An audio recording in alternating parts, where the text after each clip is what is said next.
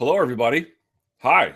Today is it's Wednesday, of course, but it's let's see, Wednesday, April 6th, 2016. Almost tax day, not quite. Welcome. This is the Promotional Malpractice Live Chat. I have no idea what episode it is. We could be episode 7,000. I wouldn't be able to know. Today on the docket, we are going to get to, of course, Jon Jones versus Ovince St. Preux for UFC 197, and what all that potentially means. Still don't know what's going to happen with Khabib Nurmagomedov, as Tony Ferguson was pulled from the event, but they're trying to maybe save that fight. Maybe they're going to fill in Donald Cerrone. We don't really know yet. Let me pull this up a little bit. Let's see. There we go. And a whole lot more. There's a lot going on in the sport. So whatever you want to get to, we can. Best place to do that, of course, is on MMAfighting.com. And you can get at me on Twitter at SBN Luke Thomas. I will take your questions there as well, especially if you use the hashtag chat rappers.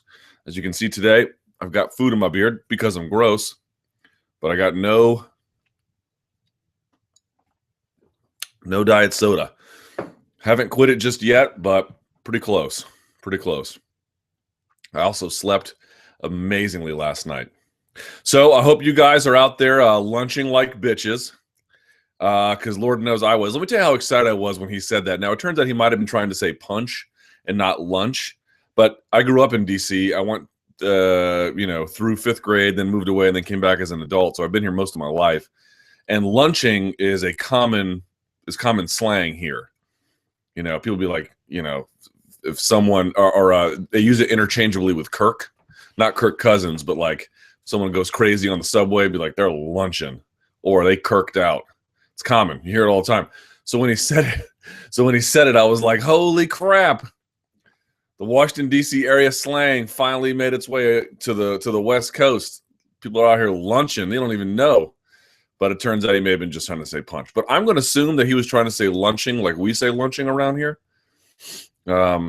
just because that's more fun. All right. Lunching like bitches. Let's get this going if we can. Ooh, a bunch of questions today. All right, good question right up front. Really like it. Number one, why no heavyweight for Jones? I know that there were some slim pickings at light heavyweight, and therefore a match like OSP makes sense. But taking into the consideration that Jones offered himself to fight at heavyweight, why would the UFC go with a fight that isn't really interesting like OSP when there are so many interesting matches at heavyweight? It's a great question, particularly in an era when Conor McGregor is having nonsensical rematches. Not saying it's a bad rematch. Not saying that, again, we've talked about this before. Not saying UFC 200 is bad. It's a little weird. And why are they fighting him and Nate Diaz at welterweight? A lot of it just doesn't really make any sense. But I actually took calls on this. Pardon me. I took calls on this on my radio show, and the basic question was, what are you more interested in? Jones versus OSP for an interim title, or Jones versus, say, Mark Hunt?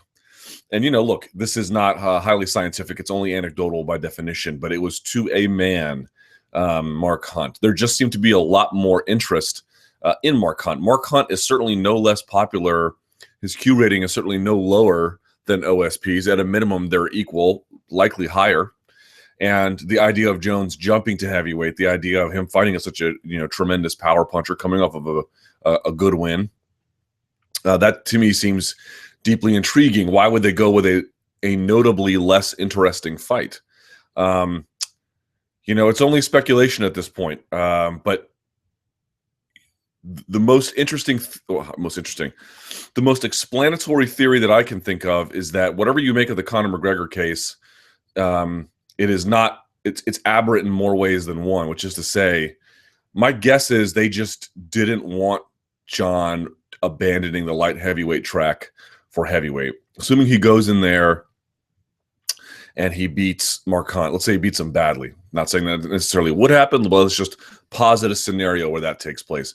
Now you have, look, of course they could make the Cormier rematch after that, but I think what a lot of people will be clamoring for would be for Jones to, is there really a point at going back to light heavyweight at this point? I mean, he's already just trucking top heavyweight contenders. Let's see what he can do up there. In other words, it would be this abandonment of something that before all the T's are crossed and all the I's are dotted at light heavyweight.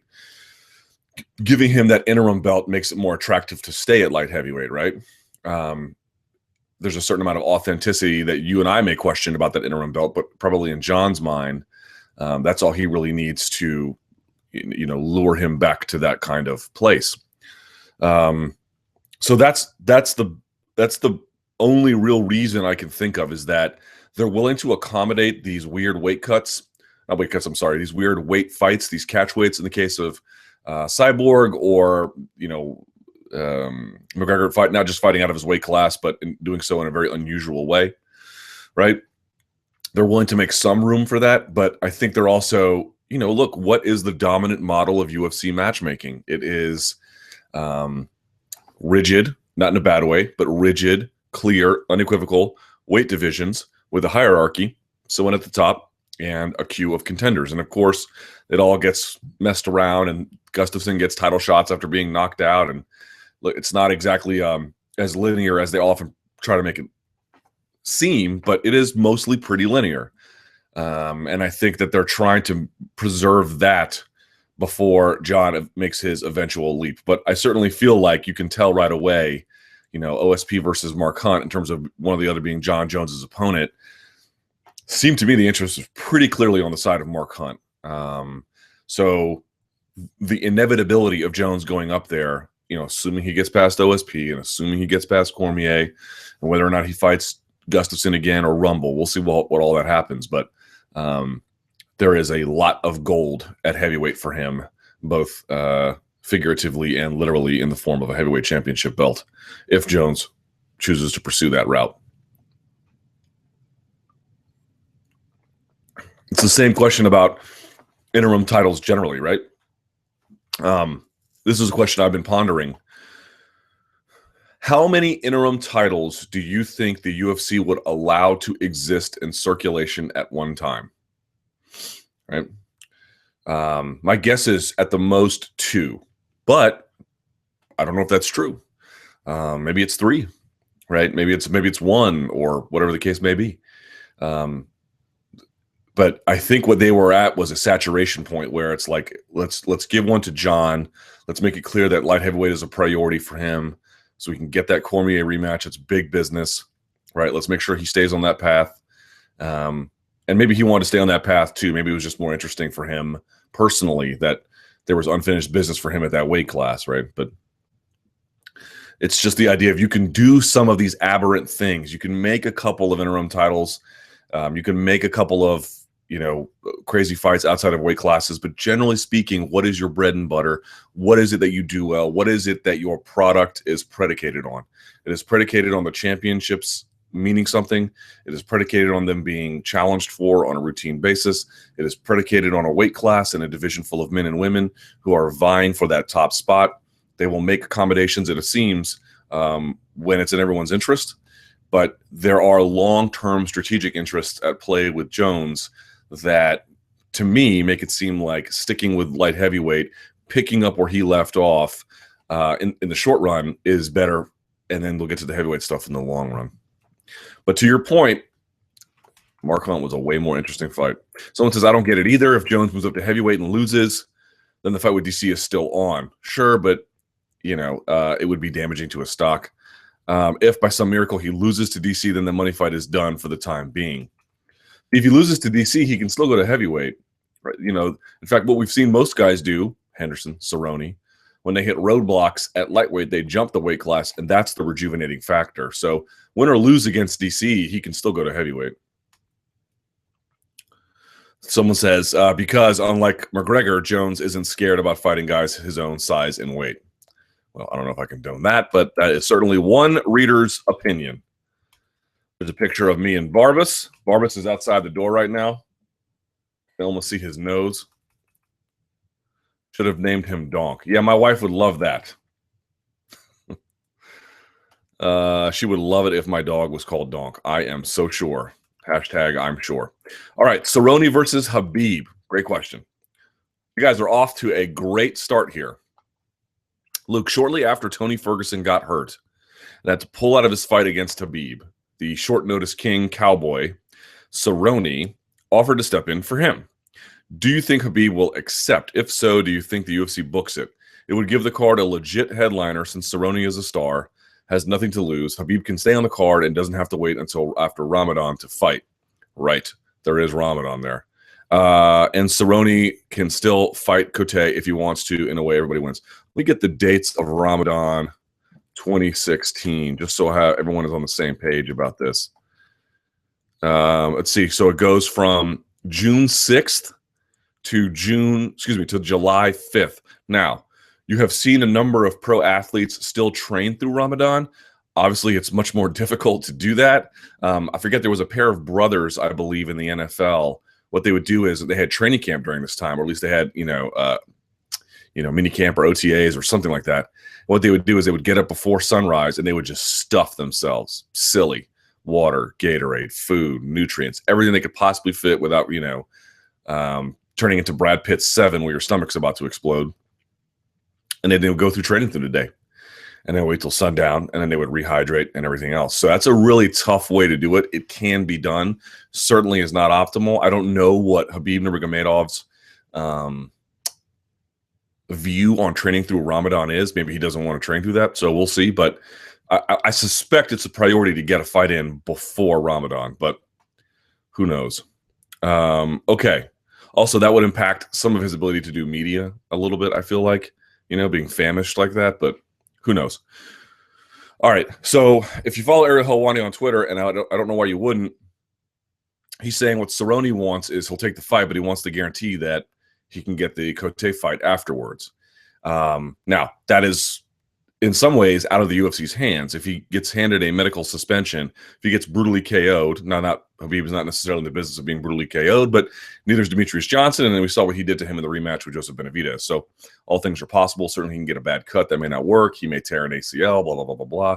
So to some extent, that's out of the UFC's hands. That's also in the hand of the relevant governing bodies. When is that Cote fight? As you can see, I don't keep track of this off the top of my dome piece. Let's see. He's 33. How does that guy stay so injury-free? That's unbelievable. UFC Fight Night 89, June 18th. So that would give him some decent time, assuming he gets out of there unscathed. Let's say he just gets submitted via rear naked choke in the first round or something. May, June, 2 months. That's pretty good recovery for Cerrone. So that to me, it's like it doesn't seem like an unreasonable demand, except to say it puts UFC in a bind if Cerrone gets a medical suspension and simply can't compete, and they have to fill in the gap against Cote. That hurts them a little bit. Plus, you look at that card, UFC Fight Night 89, that's the McDonald Thompson card. Now, Cerrone is not the big name. Well, he has a decent name, but in terms of the homegrown guys, Cote is that guy. That's the co-main event as it's listed now. So they'd be robbing Peter to pay Paul, or at least gambling a little bit. I can see why the UFC would be hesitant without an obvious sub in there. And, but what's the more important show, the Fox show or the Fox Sports 1 show? To me, the Fox show. So, I think it's worth taking a risk there. It's not like Khabib is a finishing machine, especially 2 years off. It's not like he is like an elbow slasher in the way that Kenny Florian was during one point in his career.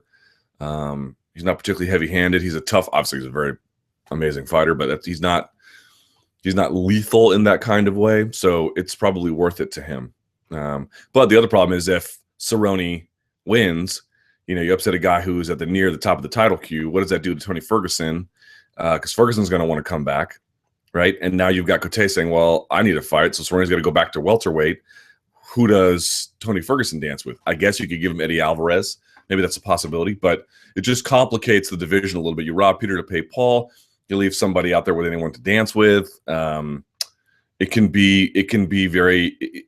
It's okay if Nurmagomedov wins, and I kind of like the style matchup for him, but it's not an obvious thing, which is probably why there's a hesitancy to sign them. Out, it's one of these guys, holding out for more money or something like that.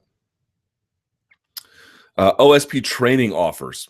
Hi, Luke. What do you make of the offer of DC's camp to train OSP for the Bones Jones fight? Jones states it was cowardly of DC to offer this Do you agree or disagree? Please discuss. Yeah, that was weird.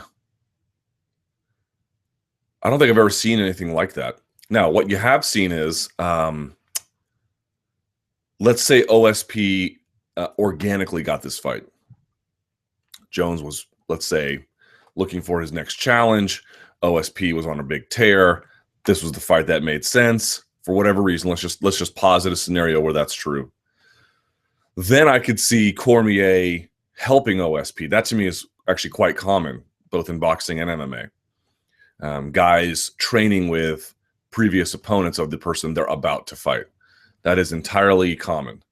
But a guy taking a short notice fight against another guy coming off of a layoff who's the heated rival, and then the other guy, offering up services and to, in some ways, fund costs of the camp. That is highly unusual. I really don't know what to make of that. The way in which Cormier said it was, Jones deserves to have a tough challenge. Taking a fight against a guy coming in on short notice it's not literally this, but it's almost like a gift to Jones. And I think in Cormier's mind, Jones shouldn't be gifted anything. If he's going to come back, he should come back against somebody really tough, because that's what, he and I think in Cormier's mind deserves. That's my only guess. I don't know that it's particularly cowardly. These comments like cowardly, so-and-so's afraid to fight. I understand why fighters say it about each other, because they're playing mental warfare with each other. They have animosity, particularly in this case, they have animosity towards each other. That to me seems, not rational, but reasonable as an expectation as an observer. It seems reasonable to me that guys who are competitive athletes, who are in the fight business, who don't get along, would accuse the other one of character flaw. It is an entirely separate matter for a fan to then ape that, or even,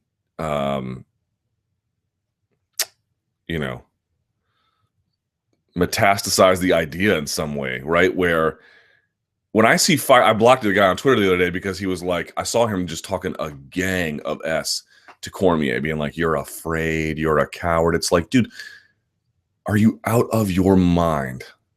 First of all, he already fought Jones once and he didn't get blown out. He lost pretty clear, but he didn't get blown out. Like, it wasn't like it wasn't a David Loiseau beating at the hands of Rich Franklin, where I don't think Loiseau was ever the same afterwards. It wasn't one of those things.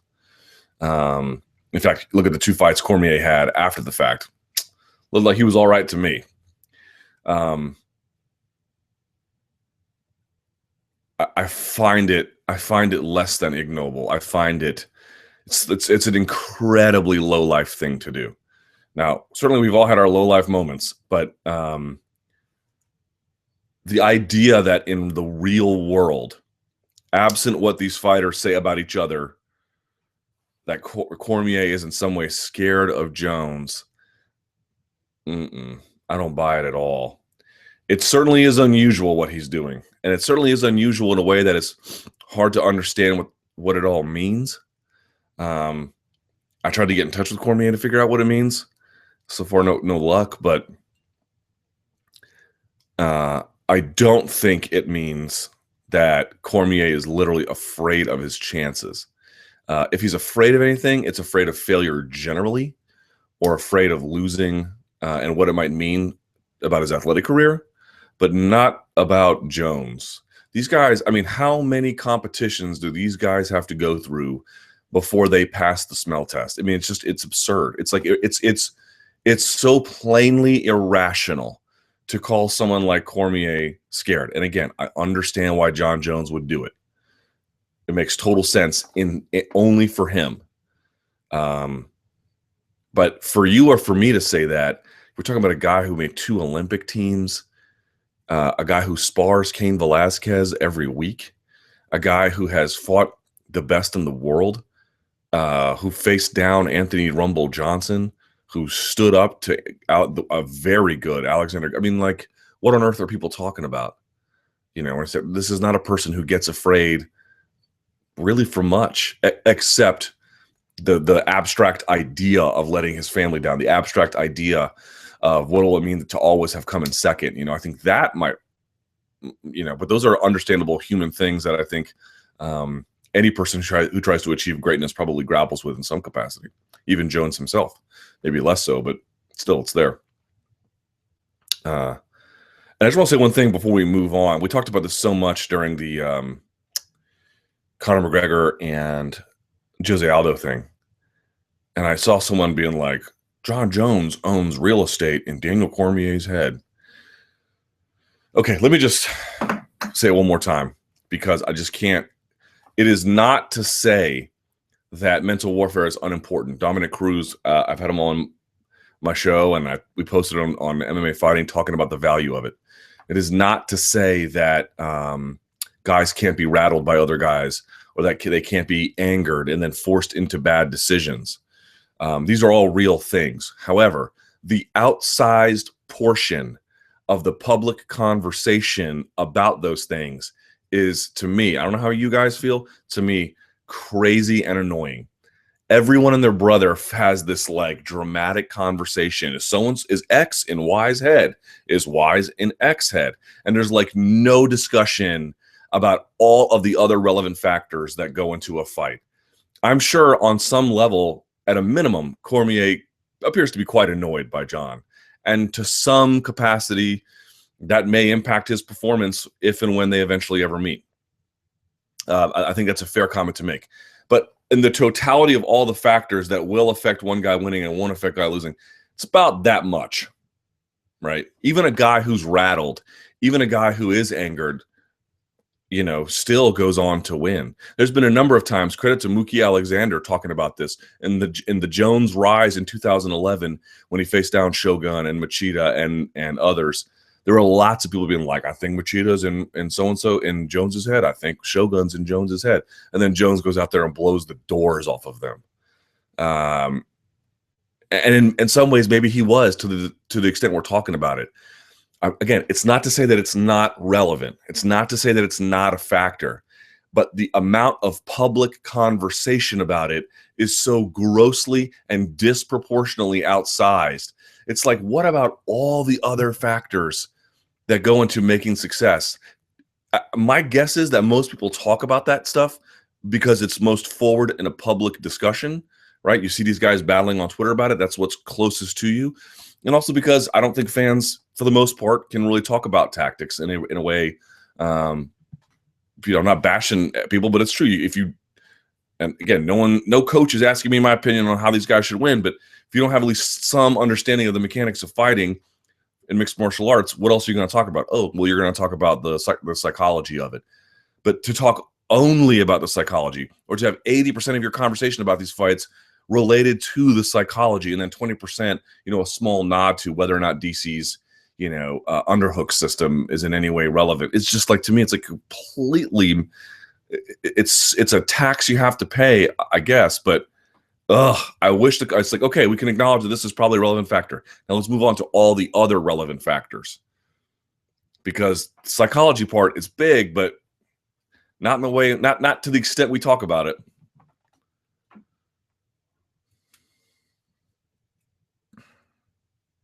All right. Good question. Luke, I'm shocked that the UFC booked Cody East to fight at UFC 197. The guy has numerous charges against him, or had, I should say, including rape, battery, child abuse, and various assault convictions.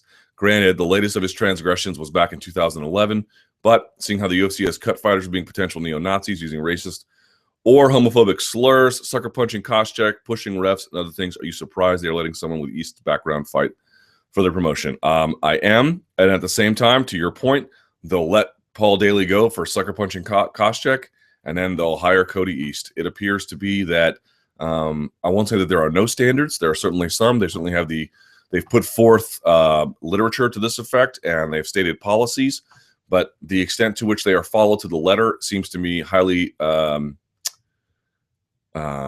there is great variation in how closely they are followed. Are you a good cook?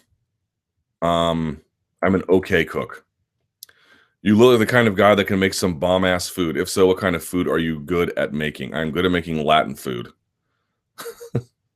I made some queso fundido with over the weekend, And I made it with, rather than using the Spanish chorizo, which a lot of recipes call for, there's something in DC called the half smoke. Now, I don't eat a lot of meat, but I had some relatives over and they only eat meat. So I had to make some concessions. A half smoke is half beef, half pork. It's a common DC thing.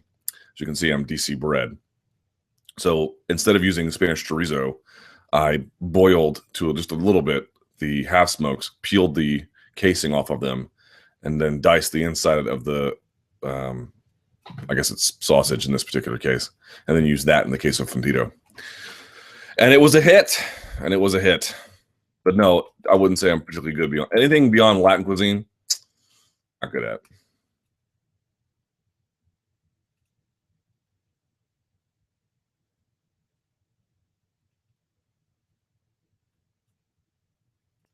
Right. Cyborg, then what? If Cyborg smashes Leslie Smith in their coming fight, what do you expect the UFC to do with her next? Talk about a couple of career scenarios for the amazing, dominant female Brazilian combat queen. Man, I really don't think this is all that difficult. I really don't. At a minimum, you could just find whoever you were finding for her in Invicta. Now, I don't present this to be the best case scenario, but people are like, well, there'll be no one for her to fight. Well, that's not true. There'll always be someone for her to fight. Now, someone always interesting, someone always challenging, different story. But there'll always be someone, right? If you're going to pay her to fight in Invicta, just take those Invicta fights and put them in the UFC. So at a minimum, there'll be a warm body across the octagon. Okay, but to your point, somebody compelling, somebody interesting, somebody that moves the proverbial needle. I really don't think that's going to be that difficult. I think as she gains popularity and she gains fame, again, if you think Kat Zingano is afraid of fighting Cyborg, if you think Holly Holm is scared of Cyborg, if you think Ronda Rousey is scared of Cyborg, if you think any of these ladies are scared of Cyborg, you're just being totally irrational. Doesn't mean they don't fear defeat. Doesn't mean they won't make a cost-benefit analysis, right? They were saying no one wanted to fight Cyborg. Well, maybe no one wanted to fight Cyborg given the alternative, right? They're trying to look for a title shot. They didn't want to get off that track. Maybe the money wasn't interesting, but I have a hard time believing that Kat Zingano wouldn't fight Cyborg for the right amount of money. I have a very hard time believing that. Kat Zingano is a destroyer. Kat Zingano is brave, smart, tough, well-rounded, battle-tested. I have a very hard time believing that she would just be like, you know what, that's just not good for me. What? No, that doesn't. It's just irrational on its face. But these are prize fighters. The prize has to be right. The time has to be right. The moment has to be right. I know we live in a culture where a lot of guys, and credit to him, Donald Cerrone and everyone else like him, who will step up on short order notice. Man, these guys are incredible. They tip of the hat to these guys, and they make it work for them. But a lot of guys don't work that way, and I don't blame the ones that don't. They want to have things work for their favor. Matchmaking and building yourself through a division or through the right kind of matches is difficult, and you got to make tough choices sometimes. So we'll see what happens. But like, you know, any of the 135 women can make it work. I just don't. This lingering idea that who are they going to put up against her? No, I just don't buy it. I truly, truly, truly don't buy it. I really don't. With the right amount of money and the right timing, there will be a lot of women who will take this fight, and I'm very confident about that. Okay, so here we go. What if, just if, OSP beats Jon Jones? I felt ridiculous just typing it, but you know, it's MMA. Hey, Sarah beat GSP. That still sounds weird to say, but it happened. Sarah didn't only beat GSP. Sarah got GSP to tap to strikes. What would the consequences be for the UFC and Jones? In my opinion, it would mean much more than Ronda losing to Holly. Well, it depends on how he lost, right? If he gassed or something, if he got injured, or but if you're talking if he got brutally just handled, yeah, that would be quite devastating for them. I suppose what it would mean is that OSP would get the title shot against Cormier, so that would be weird. But it wouldn't put Jones out of the running exactly. Again, I find the scenario extraordinarily unlikely, but look, OSP is aggressive. He's a little bit wild. He has a big punch. He has a big kick. You know, he is a force to be reckoned with. I actually called one of OSP's fights back in 2010. He fought at the DC Armory, same place that Broner just fought.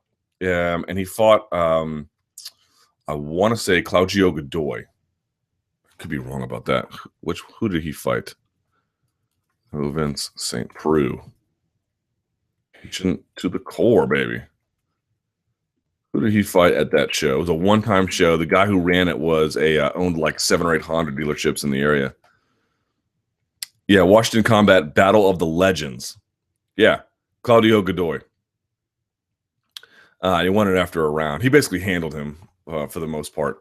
And I remember thinking, it's like, this guy's got a ton of power and a ton of athleticism, but not a ton of refinement at the time. And I think refinement is still an issue he struggles with, but he's a talented fighter. Clearly, there's no getting around it. So you know, anything can happen. But if that happens, I don't think Jones would be just cast aside like that. The resume he's built and what we know of him, I think people would probably, you know, and you could call it making excuses or whatever label you want to put on it. But I think a lot of people would say, look, the year off, being in jail 3 weeks before a fight, he just wasn't mentally all there.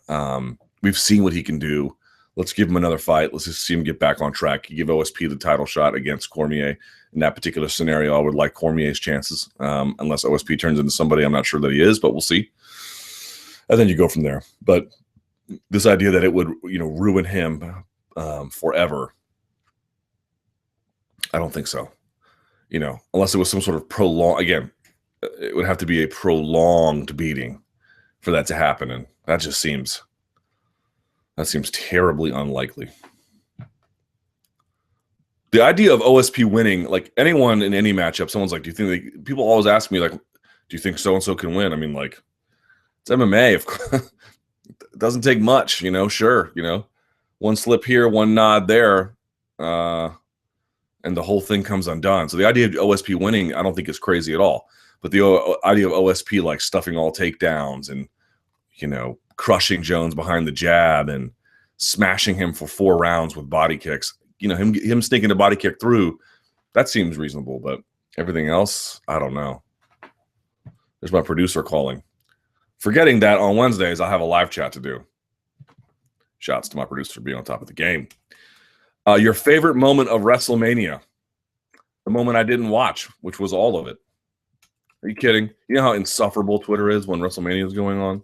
But I'm not trying to anger everyone anymore. I just decided, you know, I'm just going to get off Twitter, let y'all do your thing. I don't want to be, you know, if people ask me about it, I might be a jerk. But if you know, I'm not going to go, I'm going to try to not go out of my way on WrestleMania day to be like, everyone here is really dumb. You know, it's like, this is just not a good way to go through life. So, all right, let me get some water.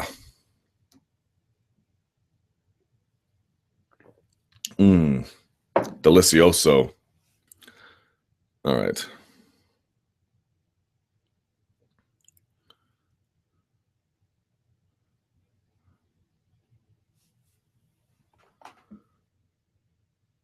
Hold on a second.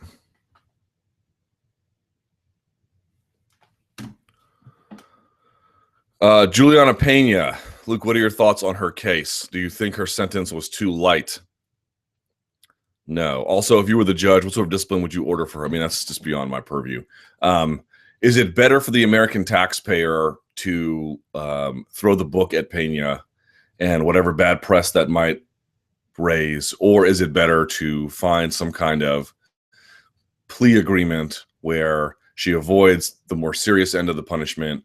And, you know, she probably tried to demonstrate a case where she is unlikely to be a recidivist case. You know, not going to go back and do the same things again. It's not in the taxpayer's interest. The United States houses more people in jail than any other country in the world.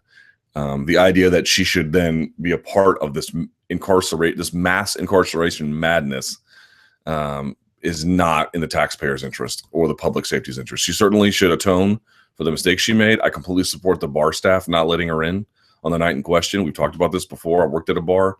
You're not going to let someone in under those circumstances. Not now, not ever. Like, they were totally in the right. However, the idea of throwing everyone behind bars for every infraction is a sickness that this country needs to get over. Toot sweet. Interim titles. What do you think of the interim titles and the way the UFC uses them? When should they be used and when should they not be used? Are there any regulations, or does the UFC just do as they please? They do as they please. If they wanted to have interim title fights every fight, I suppose, well, not every fight, but they could do it a lot if they wanted to. There's a lot of consternation about the interim title, and I don't think it's unfair to criticize it. Look, I've always said this: if you don't care about the fact that the UFC is using interim title either for the Jose Aldo Frankie Edgar fight or for the Jon Jones OSP fight, then don't say anything. However, if it bothers you, if you feel that this is bad for the sport in some capacity, you should make that known. Right? I've always said, vote with your dollar, one way or the other. Let people know. If you're a consumer, you're somebody who cares about the sport. If you think it's a good idea, say something. If you don't, say something. It's that confluence of different factors and different ideas and competing interests that are going to influence the decision of the decision makers and the stakeholders here. And that's what you want. That's what you want. You want to have these voices heard to get the best possible outcome for everyone. If it bothers you, say something. So with that disclaimer up front, I think it's a little bit problematic. I'm not so sure we've crossed some threshold where this is the worst thing in the world. But, I joked on Twitter previously. I said, I consulted, and it was all caps, the big book of, or something like the big book of how to regulate interim title fights, right? And of course, there is no such book. And to that end, there is no such thing about what are the regulatory provisions for when you do and don't award an interim title fight. There are merely industry best practices. And the only real best practice I can think of is just don't do it often. Now, that's not a very helpful guideline. That's a guideline that people are going to interpret very differently. Some people are going to use that to say you should almost never do it. Some people are going to say you can do that with fair amount of frequency, but not too often. But it's not a particularly clear and helpful guideline. It is merely one among, or just one, and it's not, it doesn't. The limits of it are not really delineated anywhere, and even that is no rule. You could do it however you want. So, but here's the question. The question is, you want to use interim titles in a way that ultimately benefits you, right? I mean, you wouldn't want to use them in a way that doesn't benefit you. So what are the rules about that? Well, here's the truth. If McGregor really doesn't plan to go back to featherweight, I don't know that awarding Aldo versus Edgar 2 is really a bad idea for an interim title fight. I find it all bizarre, but if that's what the long-term play is here, and that's what the information the UFC is working with, then it makes some sense. Again, as we mentioned with Jones previously, if this is an effort to corral him back to light heavyweight, to give him incentive to keep that track going, perhaps Todd Martin had a pretty interesting piece in Sherdog saying, I think some of the same things I'm saying here, but he thought the idea that giving Jones an interim title fight was rewarding him in some capacity, and this was the last point in the UFC's tenure where they should be doing that. I think it's a fair criticism to make. But the truth is there are no rules. It's the same thing with rematches. What's the rule about rematches? There is none. The only real best industry practice is you should do it when there's public demand for it in a scenario where the first fight was close. It's really about it. But as you know, you have people like Jose Aldo losing in 13 seconds and people saying, well, he was champion for a long time. So now you're introducing the idea that tenure at an elite level is criteria for earning rematches. I would take issue with that, but there's no rule against it. So again, I just think you have to think about, okay, how many of these are we going to have in circulation at one time? And the other thing to think about is how long are they going to last, right? So if Jones and OSP, they fight April, how long is presumably Jones going to be the interim champion? Let's say they fight at UFC 200. So you'll have mid-April to mid-May, mid-June, mid-July, 3 months, and then it expires. Not so bad. That's really not the end of the world. And with Edgar and Aldo, I don't know what that's going to be, right? Winner of that, let's presume they fight in November. So then you have, almost say mid-November-ish, right? So then you have August, September, October, November. So then you have an interim title for 4 months. You know, what you don't want is what you get in boxing, where you can have, I don't think it was Josecito Lopez. It was, God, I can see him in my face. He used to wear a cowboy hat. God, who was he? Hold on. Let me find the Mayweather versus Mosley fight card. He fought on that. Pretty sure.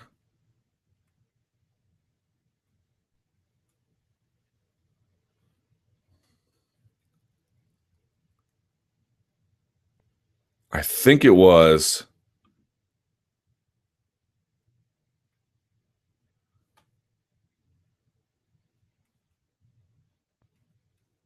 Maybe not.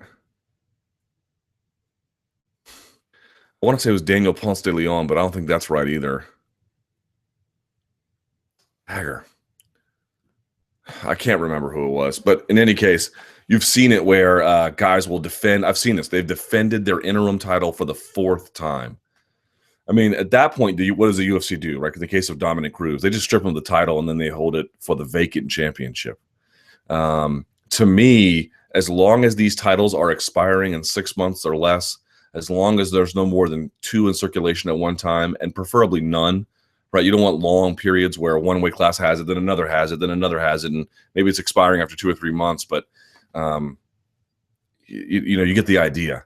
But the present circumstances, if these go away and we don't have another one for a long time, or, you know, a couple of years, I'm not sure I exactly see the harm. It's obviously, you know, introduced to, you know, promote future fights. It's obviously introduced to add certain allure. Perhaps they want to have a main event between Jones and OSP that, you know, they don't want to have a co-main event with Johnson and Cejudo for a title and then no title or title fight above it. Now, obviously that doesn't matter for UFC 200, which is why UFC 200 is rare. So again, they're just playing. I think what they have is they have these general rules and guidelines they try to stick to. They make exceptions here or there, but as long as they generally come back to it, you will get the feeling of inconsistency. But as long as there is still this gravitational pull back to the norm over time, I think that's okay. So there's lots of hand wringing about it. And again, if you don't like it, say something about it. However, I'm not ready to declare that the sky is falling.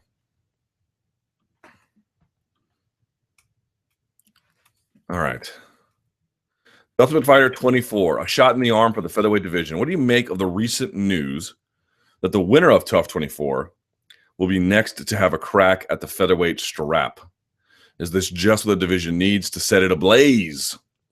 If not, is it possible an unlikely Mighty Mouse loss will be the best thing that could happen for the featherweight's future? I mean, there's lots of complicating factors about what happens if Mighty Mouse loses, or if somebody loses and there's, let's say, a really unequivocally, I mean, historically bad split decision loss, say, something the equivalent of like Pacquiao Bradley won, right? We were like, how on earth did you get that decision? You know?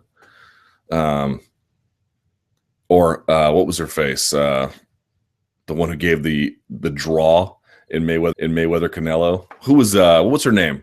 She's gone now. The woman who's like incredibly bad at her job over in Nevada. I can't remember. In any event, look, man. So you've got, you know, what's Tough being used for right now? It's going to be used for women's strawweight. It's been used to introduce the women's division generally, the strawweights previously with Carla Esparza. They've done this before where a winner gets a title shot. Obviously, Tough 4, Tough 20. Might be another one I'm not even thinking of now. I think there's a third one. It's fine. Here's the truth of the matter. Is it going to work? I think it'll work depending on who they can recruit. It'll depend entirely on who they can get in terms of the various talent that's out there. You know, building up that division, making it stronger, making it more diverse, finding someone out there who's got some personality and some ability who can ultimately challenge for the title eventually. That's fine. You know, they have to do something to promote that division, and whether that will work, we'll see in time. But honestly, this is, and I truly and sincerely mean this, I am not trying to be disparaging, but I can't get particularly happy or particularly sad about the Ultimate Fighter anymore. I just don't care. it's fine. It's going to continue on. It has value for Fox. Clearly, the UFC believes it has value for itself in the way in which it can reshape and promote divisions. And maybe there's some truth to that. But for me, it has been uninteresting for longer than I can even say. And so I don't have a particularly strong opinion about it. There are some complicating factors about the calendar and how a title shot could be awarded, depending on how things go between Cejudo and Johnson. But it's fine. It's whatever.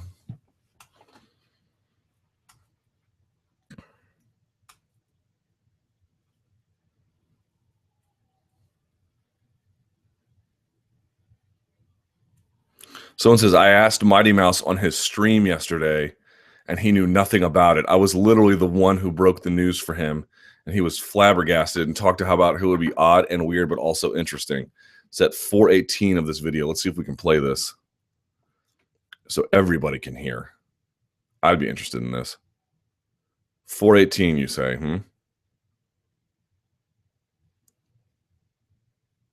Okay.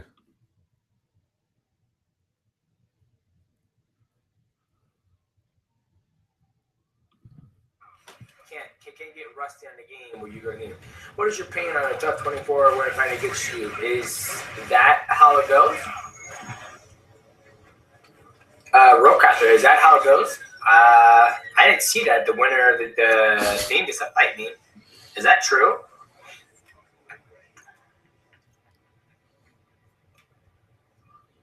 I have to look at that. That's interesting. I didn't know that. So the champion found out on Twitch. What? Hey, UPDS, what's going on, man? That's all he said. Wow. There you go. What's worse, finding out you've been cut on Twitter or that you have the potential next title shot from the Ultimate Fighter when you're the champion? Wow. All right, Rampage versus Satoshi Ishii. On a scale from 1, very tame, to 10, Aoki versus Sakuraba. What grade would you give this fight on the Ryzen scale? Oof. Ishii has looked absolutely dreadful of late. So, and Rampage he looked, not great, but not awful. He looked okay. He looked fine. I would say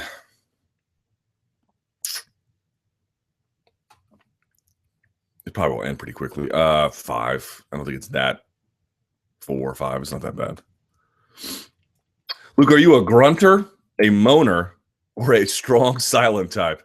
And has it changed with age? Well, if you're talking about deadlifts and not banging, I'm assuming you're talking about banging, but I'm going to switch it to deadlifts. I am a grunter. Not so much a moaner, and I definitely try to be the strong silent type, especially as you drive your hips forward, right? Because it's 2 different movements. You're bending at the knees until it hits the knees, then you're driving the hips forward once it hits the knee range. But I'm definitely more of a grunter if we're talking about deadlifts. All right. Aljamain Sterling versus Caraway. Luke, I think this is a fascinating matchup between 2 really tough and skilled fighters. I agree. It's great. Both with so much to prove, respectively, given their recent news background stories. What do you like about the fight, and what do you, as an analyst, expect to see happen? Well, this is great. Great fight. Interesting that it's going to be on Fight Pass. Now, I'm very conflicted about this. I don't know how you guys feel about it. And if you have a good argument, by all means, please share it with me. But I don't have a strong opinion about it in any capacity. But as a Fight Pass customer, because I ponied up my credit card, I love what they're doing with Fight Pass. I just do. I love that they are putting, Sanchez versus Miller on there, or, Poirier versus Duffy. And that was partly related to the Ireland time zone. But, okay, they put it on Fight Pass, and now you have this again. And there's been other ones too. But, Aljamain Sterling versus Caraway. For a Fight Pass customer like me, I love it. I love that, what was the point of substituting these fights for Facebook? You're putting Facebook fights behind a paywall, and that's not what they're doing. Obviously, they have independent content and everything else that goes on there in UFC Now, which I don't know if anyone watches, but you get the idea.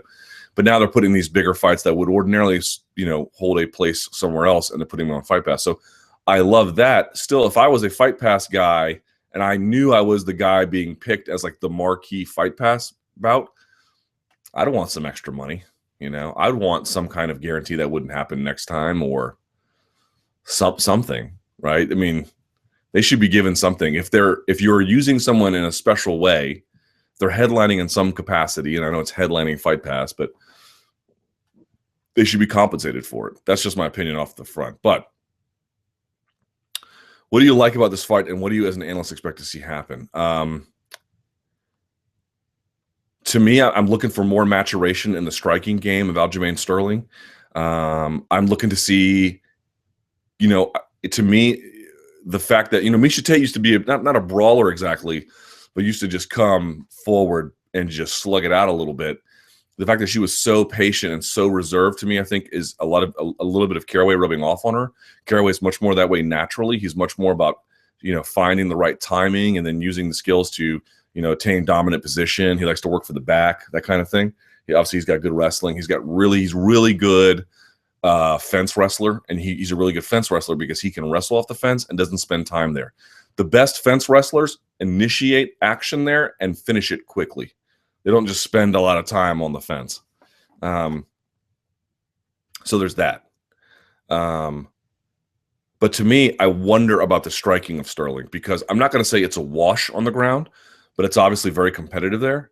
But to me, if Sterling can frustrate Caraway, Caraway's got a few tricks up his sleeve. He doesn't have that traditional boxing movement like Edgar, working behind a jab and finding his range, and has a sort of open repertoire.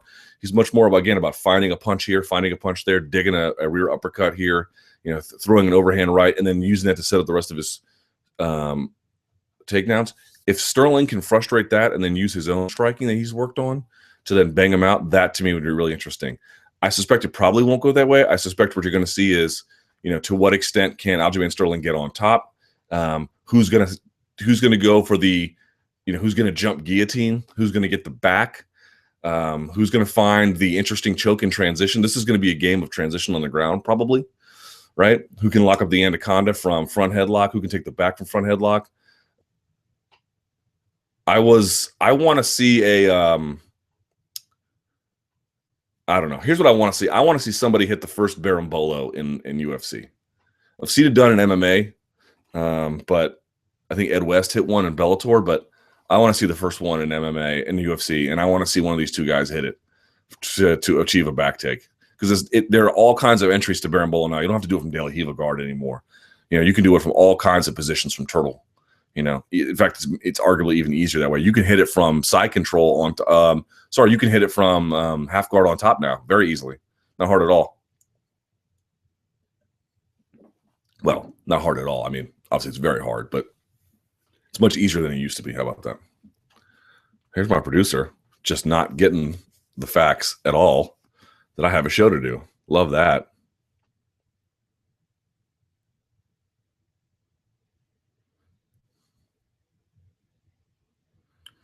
All right.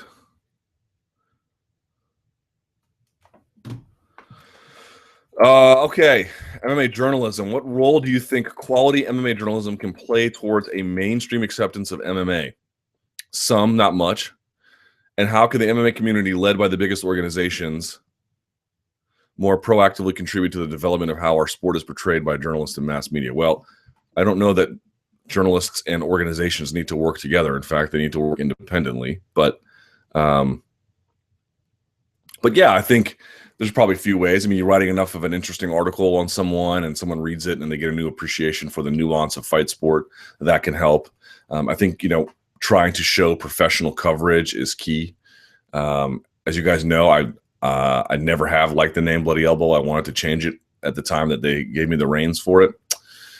Wasn't allowed to, but I love the site, but I don't love the name. I think you have to have a name and the kind of coverage that looks just like NFL coverage, that looks like basketball coverage. Obviously not identical. You want to have some kind of understanding of what space is and who your audience is, but nevertheless, I think that's kind of important, right? When people, when I meet people at, say, a dinner party, I have an unusual occupation. I mean, you might run into a lawyer, you might run into an accountant or, a fireman, and those are all as deserving or worthy jobs as mine, but it's just unusual to run into an MMA journalist. And I feel like there is a little bit of a duty to present the way in which you cover the sport as, in some ways, non-unique.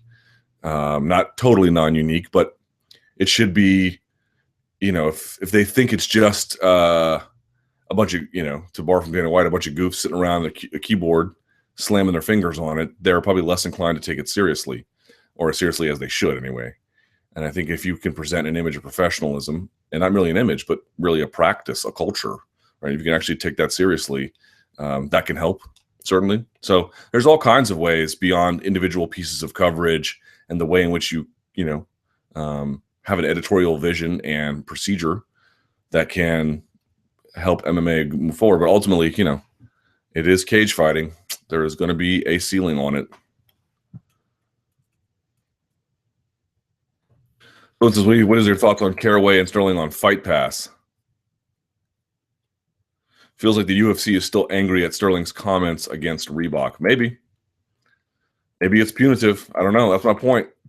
It'd be awesome if there was a Fighters Association and they could say, if you put us on the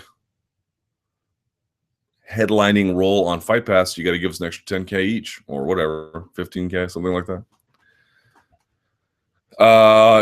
Daniel Cormier, why, in your opinion, do you think Daniel Cormier is so emotional when it comes to Jon Jones? I mean, the Twitter rant from this weekend shows that Jones has a lot of real estate. Look at this. Are you the same guy that keeps writing this? Shows that Jones has a lot of real estate in the head of Daniel Cormier. This is just such – I'm not even answering this question. Let's move on. We've addressed it enough on this chat. People accuse me of taking too long to answer one. There is no way I'm going back to this. What are your thoughts on the UFC putting the Sterling and Caraway fight on Fight Pass portion of UFC Fight Night 88? I should also point out the way the matchmakers book fights for 125 and 135 divisions, this is his words, not mine, are truly asinine. They don't promote fighters on win streaks and are placed on the undercard, not primetime TV. And in some cases, rush to title shots normally after one match on the main UFC TV. The reasoning behind this, in my humble opinion, is quite stupid and a primary reason for not building stars in the lower weight classes. Well, there is something to be said for that.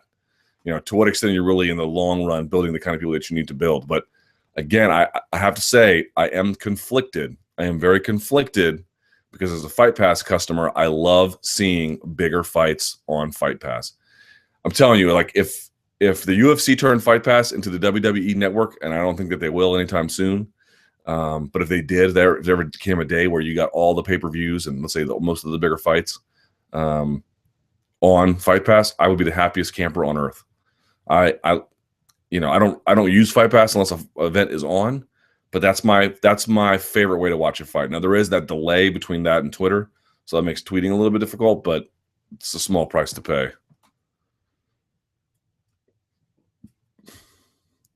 OSP versus Jones.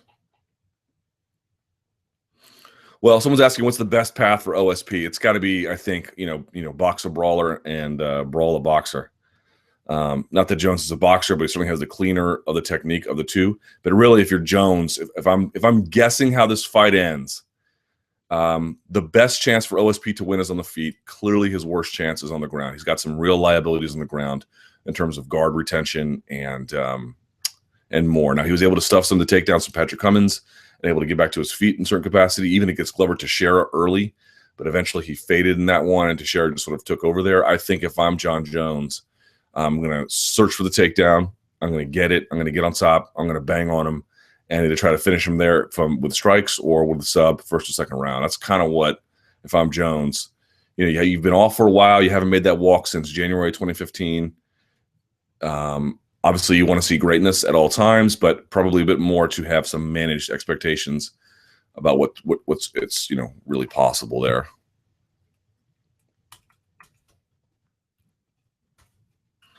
UFC Zagreb Heavyweight Mayhem.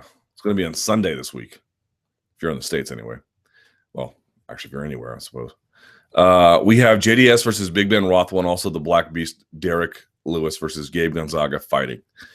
How do you see each of these wild matchups going? Which fighter do you personally think will emerge most impressive after the heavyweight action is finished? I really don't know with JDS versus Big Ben Rothwell. Rothwell has been on a tear.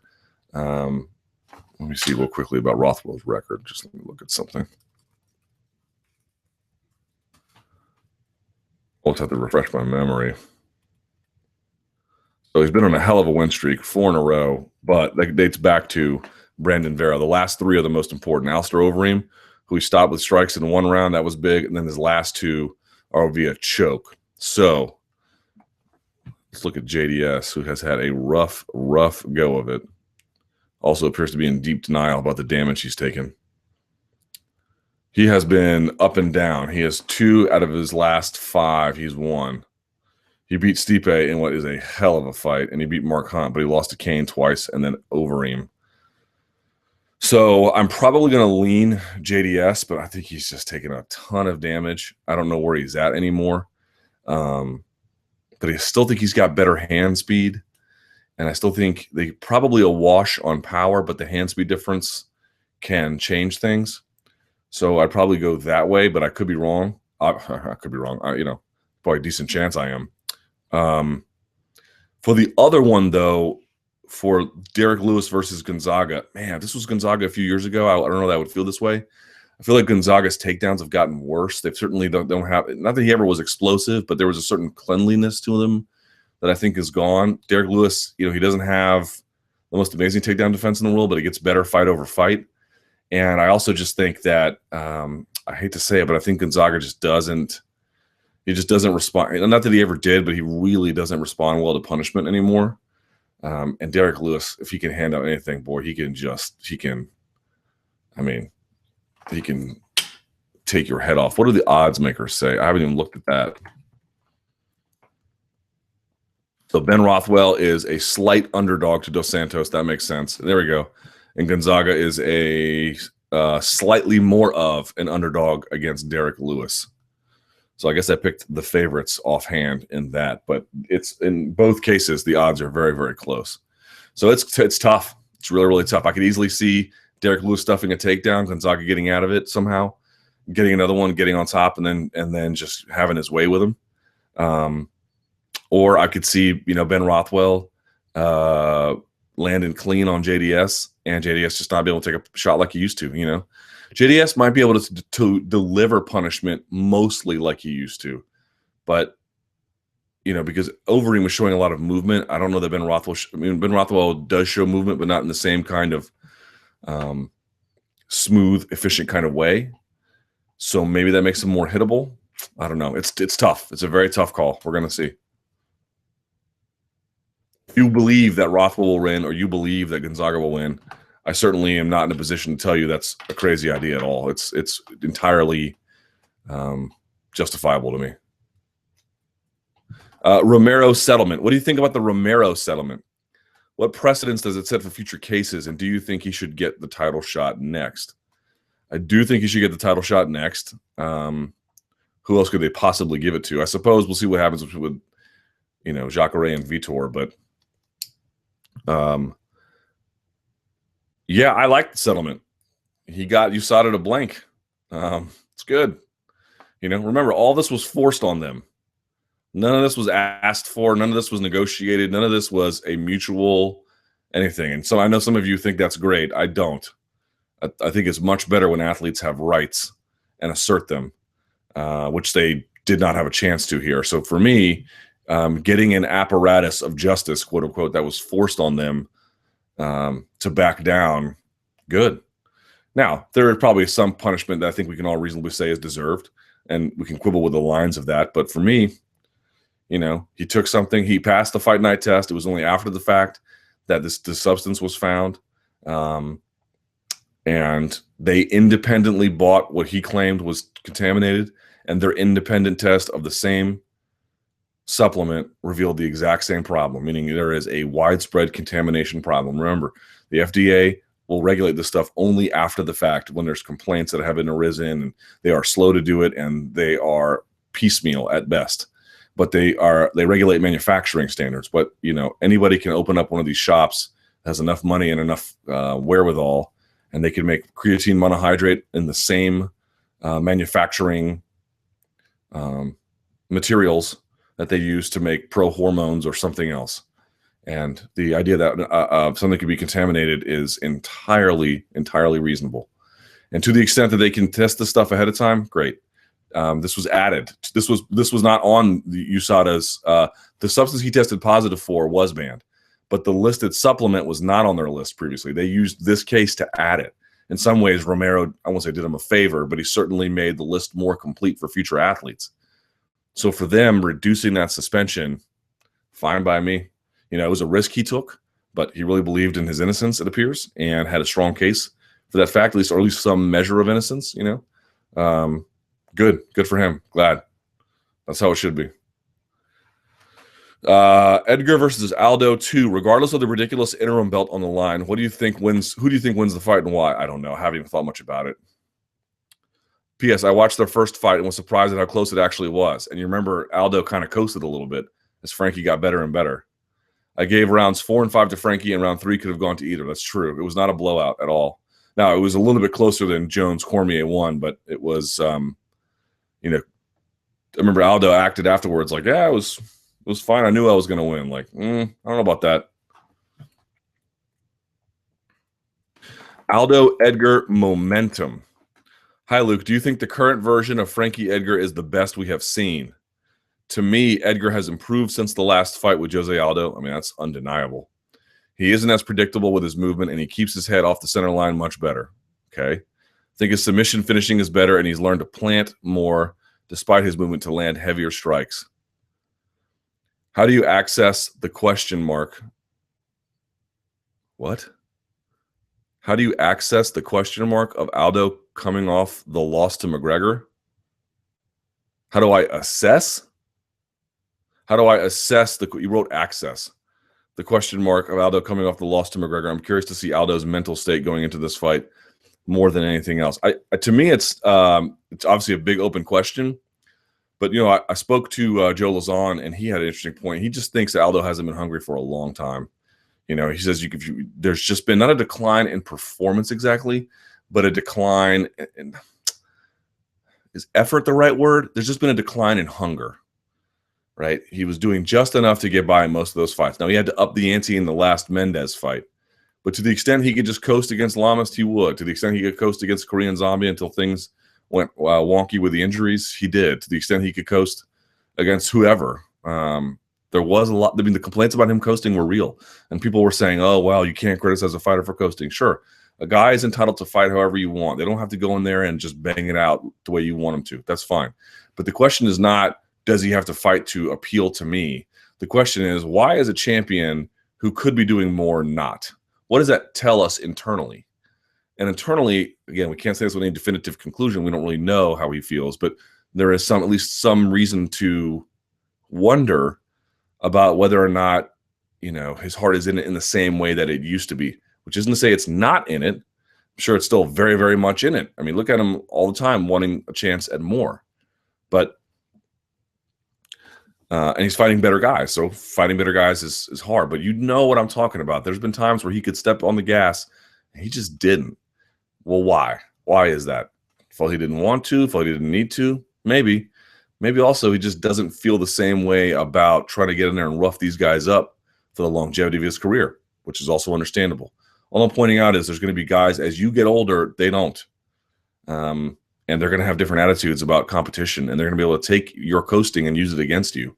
And it may be too late because you've already sort of gotten to that rhythm, and it's hard to get out of it. So it's not that it's not that we have a right to go and say, you owe us more.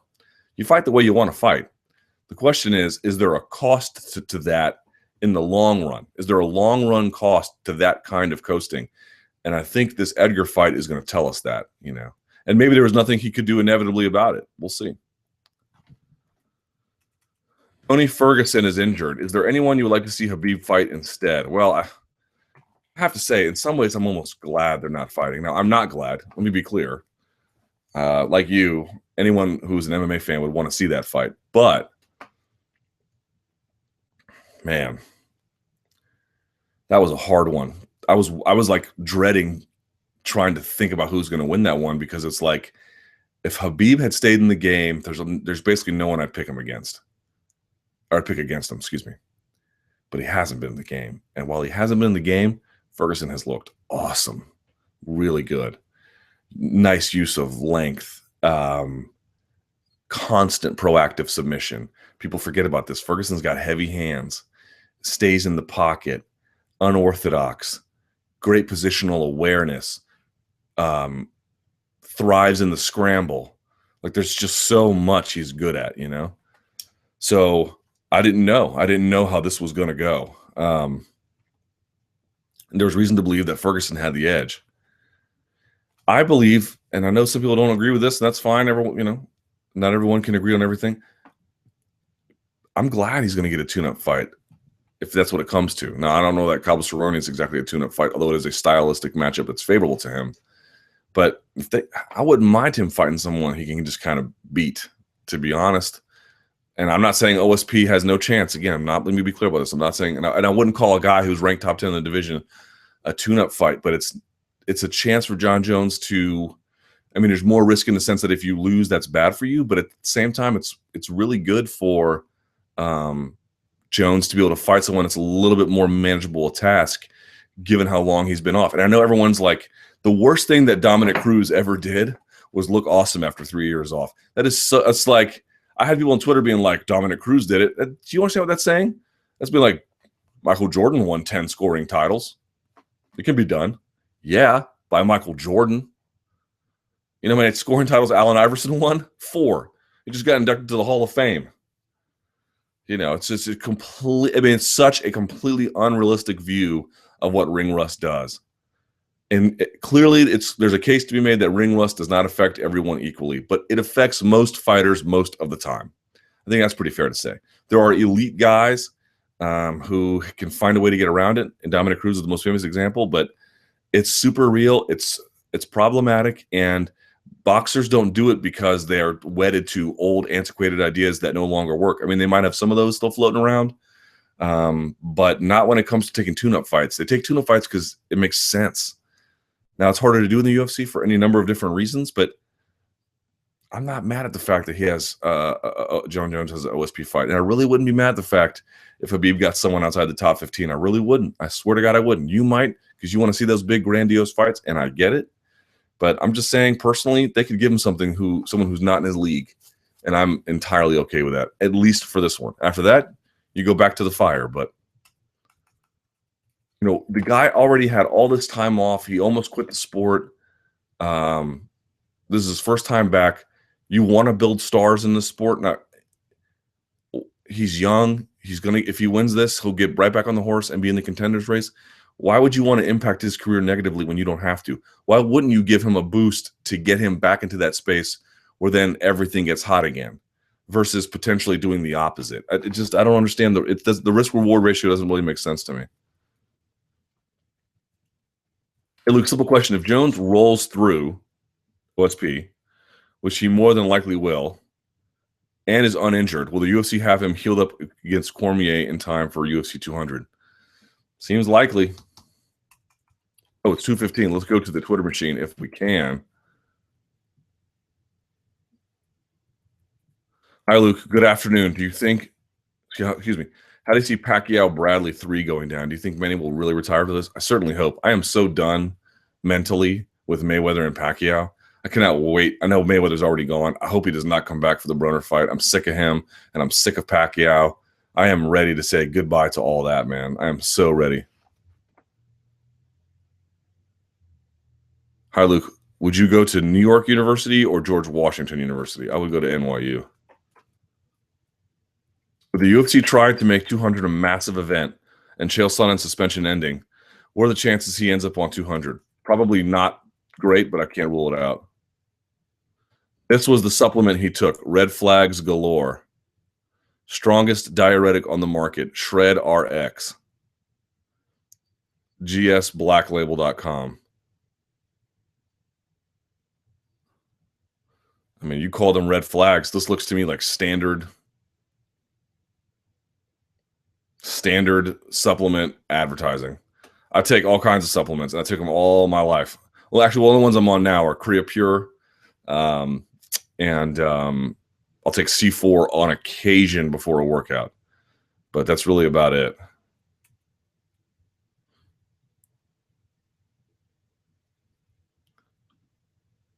Oh, wait, did I miss the news? No.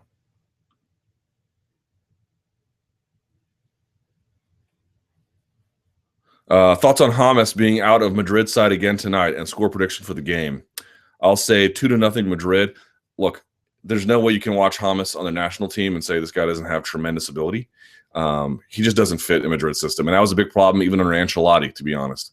You know, when you've got Bale and Benzema and Ronaldo up front, where does Hamas fit? Like, you don't need him at that point. It doesn't make him a bad player. Just he doesn't fit, right? It doesn't. I mean, it doesn't work. When he is central to the offense, he is a nightmare for any team in the world, and I am entirely confident in that. So, frankly, I hope he leaves the team and goes somewhere where they can make good use of him. Madrid's not using him properly. Why would he want to be on the team anymore? And that doesn't change my opinion about Real Madrid. It's still my favorite team in the world, but he needs to go somewhere where he matters. He needs to go somewhere where they can make use of him. It doesn't make a lot of sense to just waste his talent like that.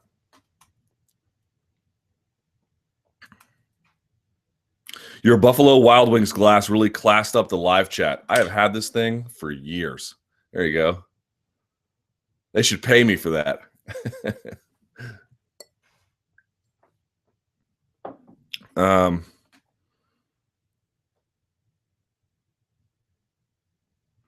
Didn't DC himself say he got lost the first time because he let Jon get to him? Right, but then I spoke to DC after the fact, and the only thing he ever talked about was tactical adjustments. And, of course, staying calm. Again, it's not that it doesn't matter. It matters.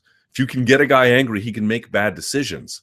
But that's the reason why he lost that fight? No, he lost that fight because of a lot of other reasons too. Right? What you're telling me is if that wasn't the case, the outcome would have been different. I don't think that's true. Right? So what would have been the difference? All those other things. It's not that the conversation is irrelevant. The conversation is merely, the psychology is merely one part. And a fighter may have to deal with that because you're inside your own mind all the time. And these guys live and die in there. But if we're taking a sober analytical view of things, well, we cannot discount that. And we have to take it seriously. We have to take seriously everything else.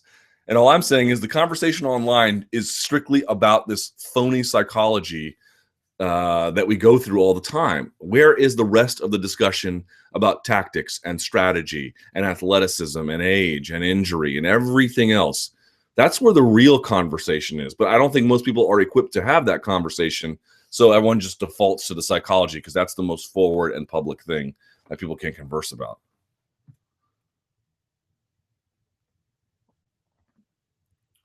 Let's see. Khabib versus Pettis. That's a tough fight for Pettis if they make it. Khabib comes back and beats RDA without a tune-up fight. Is he already the greatest at 155? No. But he'd be on his way, for sure. Can I get your thoughts on Fedor angling for a rematch with Verdum on social media? Man, why is he doing this? Man, your guess is as good as mine. I don't think he has any intention of fighting him. Esparza, Julian, and Lima fight. And what are your thoughts on this? I haven't thought much about it, but I really, really like that one. So let me take a rain check on that one, but I really, really like it. True or false? Vinny Magalhaes will return to UFC in 2016. I'll say true, just for fun. Is the Romero settlement an indication that the science and logic behind the USADA drug program may not be as sound as we thought? No, I don't think that we can draw that conclusion. I think that it's like any other system, it's going to be imperfect. Again, they didn't have that supplement listed. They had the substance that was found in the supplement identified and flagged, but not that particular supplement. So in some ways, again, there was a bit of a fact-finding going on here. To me, that indicates that there is some measure of responsibility that Romero has to own up to, some measure of responsibility that, or some mercy I feel like you can grant him. And then because of the nature of what he discovered, which this is sort of the scale of the contamination is noticeable, that helps the mercy argument. It also helps the completeness of their list that will benefit future fighters. So, like, again, there is a bit of a public service going on here that Romero, I'm not saying you should praise him for it, but that is a consequence of what happened. Jeff Sherwood is stepping down from Sherdog. Can you briefly talk about how important Jeff was for the sport? You know, one of the most important guys in the sport ever. And some people may laugh at that. I had him on my show years and years ago. This is a guy who set up an MMA place for discussion and journalism at a time when no one would take that seriously. And, he did it because he cared about the sport, not because he probably ever thought he was going to make money or turn into a celebrity. He very much stayed behind the scenes for the most part. Took part in podcasts and coverage and editorial decisions, of course, and the direction of the site. But, Sherdog was, when I was starting out, obviously I'm proud of MMA Fighting. I think we're the best site in the sport. But when I was starting out, Sherdog, and to this day, obviously, still holds an important place in the ecosystem of MMA journalism. And they've broken big stories and they've been a big part of the news. And Jeff Sherwood deserves a ton of credit for that. The guy's the American dream. I think he was working for some aeronautics company back in the day and set this up, and it kind of turned into something. And creating an online hub that can live and breathe on its own and be a place for fans and journalists and other various people in the sport, and to provide value to the community day over day, year over year. And that's no small feat. That is a very, very important feat. How many times in your life are you going to be that successful? Some people can do it and more than once, but if you can do it just once, you're already a winner. Jeff Sherwood is a winner. He's a complete winner, and he should be credited for an extraordinarily valuable contribution to our sport. What has been the worst interview media experience, and who has been the hardest MMA personality to deal with? Both of those can be answered by Forrest Griffin. If I never talk to him again, and I certainly have no intention to, everyone has a nice opinion of him. I could not have a worse one. Thoughts on looking for a fight? I can't even bear to get through it anymore. If Cerrone didn't work out, what do you think Poirier stepping in to fight Khabib? Ooh, that's interesting. Perhaps Iaquinta. It's not like any of those fights are bad. I'd have to think more about. Doesn't Poirier have a fight coming up? I'm not sure how I feel about those. That's a good question. Iaquinta, I don't know. I still think he's developing his skill set. Obviously, he's getting a lot better each day. Not saying he couldn't win, but I think, I want to give him another year or two. The Poirier one, it's another tough one, man, just because of the wrestling advantage that Khabib has. I wouldn't want the Poirier fight because he could be a contender with some more opportunity to work out some things as well. So do you agree with DC's strategy for rehab? I say to get the ACL surgery and call it a day. I talked about this on my radio show too. The problem with surgery, for example, let's take the shoulder surgery. Again, I'm not a doctor, but this one in particular, I have less range of motion. So if I took my hands like this is the one that's no surgery, this is the one that's surgery. If I go like this, I can open my hand pretty wide. This one I can't. I can only go, and you can't see it on camera, but I can only go a small angle. That's by design. They design it that they latch everything down. I had what's called slap surgery because I had a torn labrum. They latch everything down so that you're less prone to injury, because once you get all that cut up and restitched, it's not the same anymore unless they go overboard. I'm not an expert in ACL surgeries, but surgery generally is a very invasive process that involves a lot of, stress being placed on the body. And I think a lot of times doctors will compensate in that regard. It is true that if you don't get surgery, that I think the potential future accumulation of injury is greater. The risk with surgery is that you just have a lesser version of what you had before.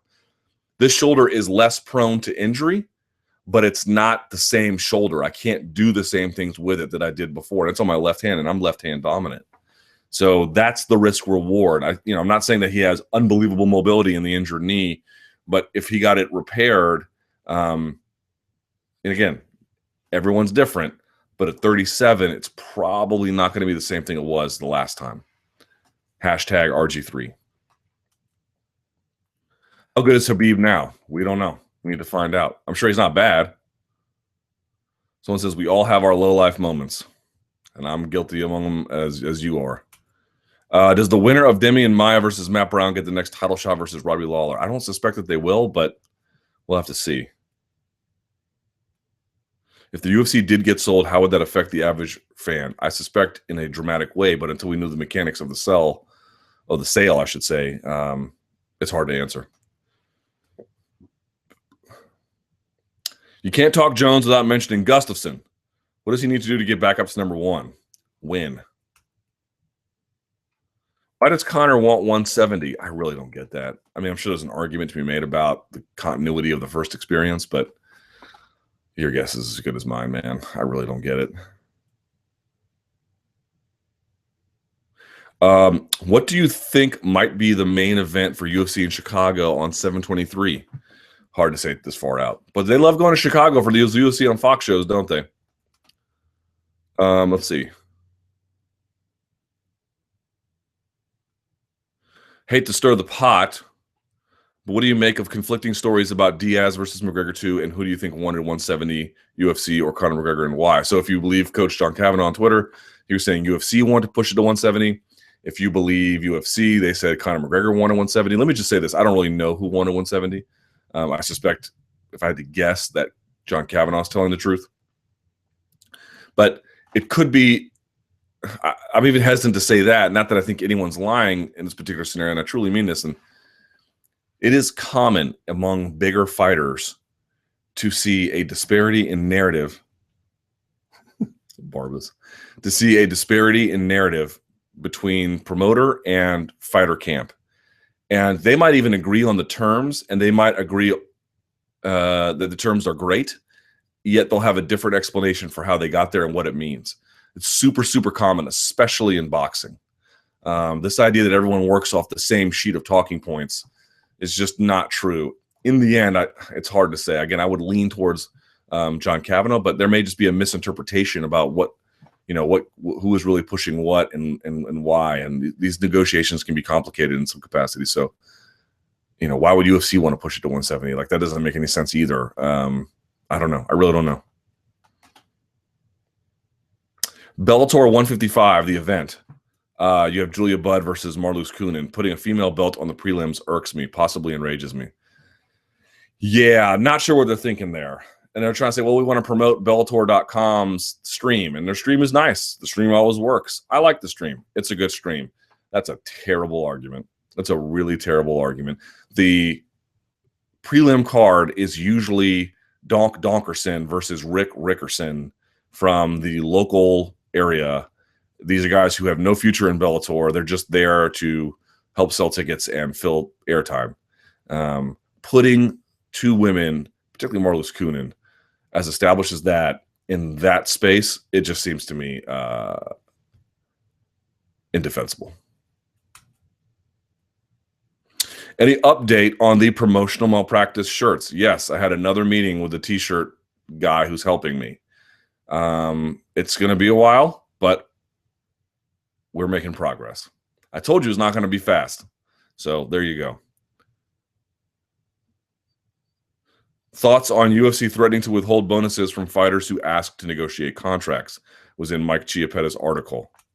Yeah, well, that's what happens when it's should be entirely. I don't know why that would be in any way controversial in terms of that idea being introduced to the public. Not the idea itself, but like the idea that like people will be shocked by that. The fighters don't have an association. The fighters don't have a union. They have no ability to negotiate beyond their own leverage.